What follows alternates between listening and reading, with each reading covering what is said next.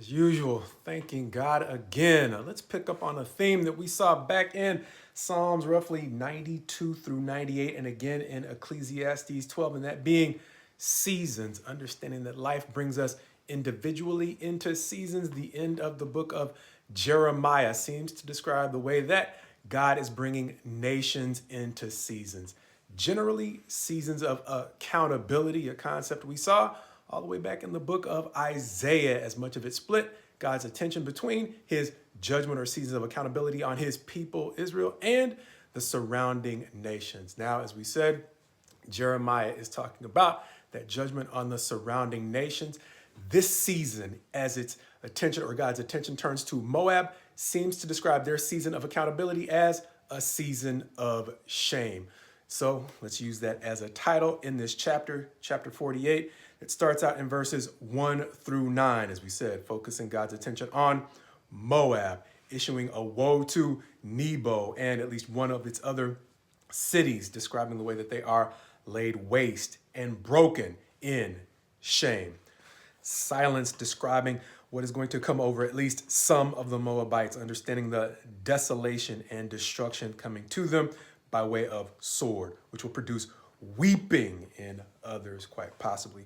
Some called to flee. Why? Because they trusted in their works, in their treasures, and like the Israelites and other nations, that God is judging their idols, as God is going to call out one of their apparent idols, Chemosh, by name, saying in verse 10, "Cursed is the one who does the work of God with slackness, who restrains his sword." Talking about the way that we have seen the Babylonians described as merciless. This is saying that it seems God is calling on a curse, or calling a curse on those who show mercy or are slack in executing judgment against Moab.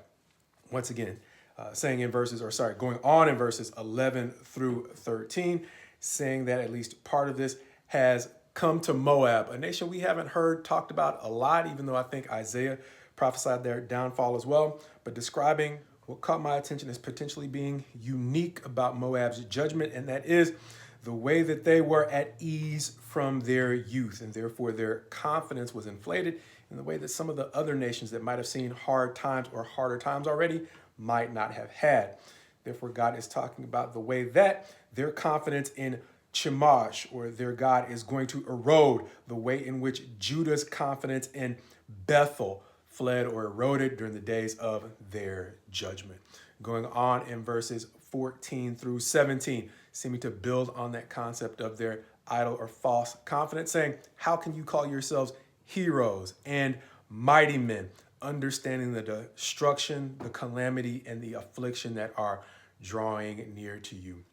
Taking almost a pause, seemingly to say how the mighty scepter of Moab is broken in verses 18 through 20, going on to describe the way that Moab's might has descended into shame.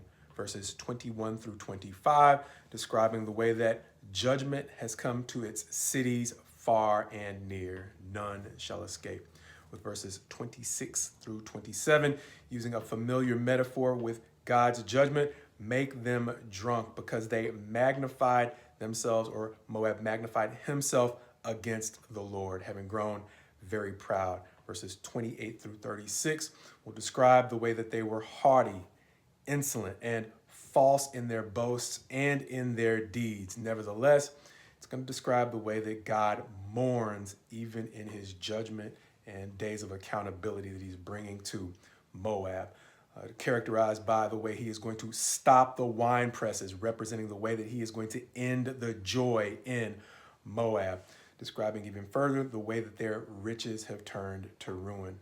Verses 37 through 44, describing them as a broken vessel that no one cares for. Going on again to describe their descent into shame.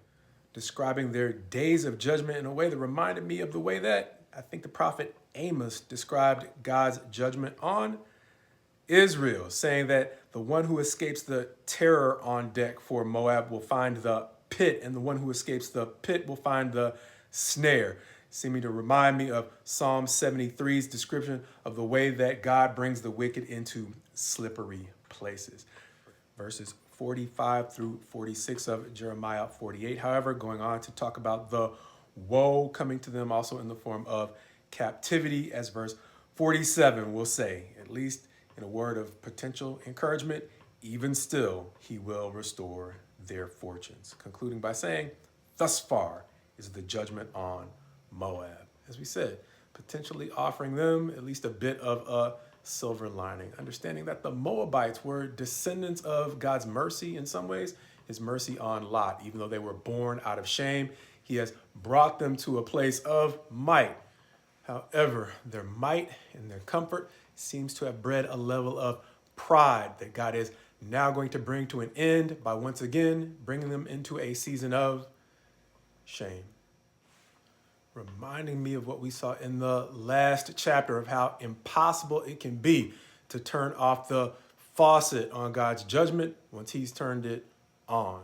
Reminding me also why we sometimes say, my prayer for you is my prayer for me, whether individually or nationally.